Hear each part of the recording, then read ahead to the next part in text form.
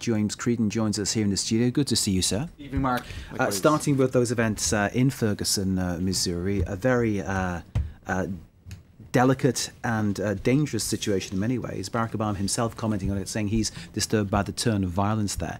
What are you seeing on social media? All right, well, that tension is definitely coming across in images that have been doing the rounds of social media for the last couple of days, indeed, and this one from the New York Times going back to Monday. Well, this shows a confrontation on Monday in any case, is a good illustration of the tone of these images, really showing a very strong militarized force against the locals, I suppose, and indeed people juxtaposing in some tweets the civil rights movement going back 50 years ago, and images taken in the last number of days in Ferguson on the outskirts of St. Louis.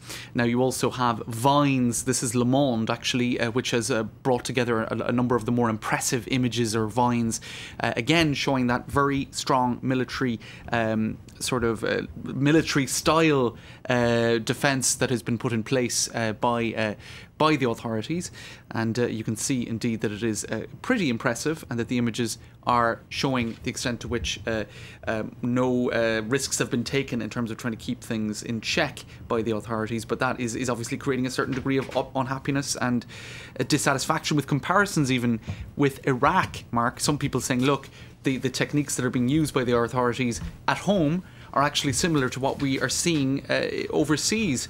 Ferguson on the left. I mean, and it's scary Iraq stuff. on the It is right. scary stuff, James, isn't it? I mean, seeing those kind of heavy armaments on the streets like that. In particularly when it's your own people being policed in this manner, I think it does shock the public quite considerably. You're also seeing images of tear gas canisters that were made in the US of A and used in Gaza by the Israeli forces, now being used in Ferguson by US made materials, but which had been exported for wars abroad and now being used in terms of trying to keep law and order at home. And indeed, the New York Times has been looking into, this is an article that goes back to June, but that it is being retweeted and reshared now. War gear flows to police departments. And what we're seeing is, since about 2006, a lot of materials that were military materials are being handed over to the police, sometimes second-hand material. As the nation's wars abroad wind down, says this piece, bearing in mind that it was written in June, many of the military surplus tools of combat have ended up in the hands of the state and local law enforcement. You can see there the figures that it is indeed pretty heavy material that is being used in Ferguson. Indeed, and of course that situation is still very much ongoing. We'll bring you all developments as we get them. Moving on, James. Dmitry Medvedev, his Twitter feed, what happened? Well, we're seeing that convoy that is trying to make its way to Ukraine. Whether this is related or not, I'm not sure, but Dmitry Medvedev's Twitter account has been hacked. I'm resigning, he didn't announce, but he supposedly announced. I'm ashamed by the actions of the government, forgive me. Further on, he says of Vladimir Putin, I wanted to say this for a long, long time. You are wrong, to Vladimir. Another tweet, Crimea is not ours.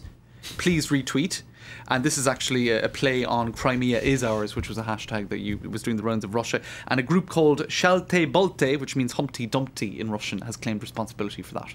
So there you go, Mark. I think he also is an amateur photographer, and he was saying that he was going to retire to take up photography full time. In any case, I'm sure anyone seeing those tweets didn't believe them for a second, because they don't ring very true.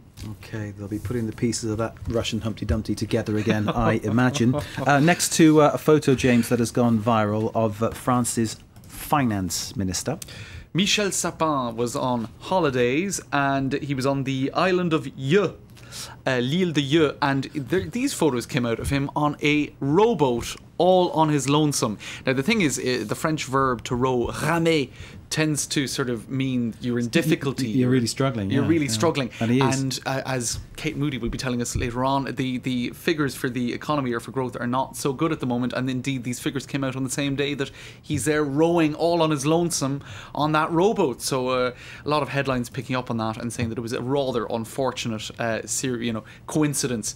But he actually posed for those photos for the SIPA agency. Bearing in mind, Mark, that if he you posed in the rowing boat. Seriously. And other photos too, not just rowing. He was cooking as well, apparently.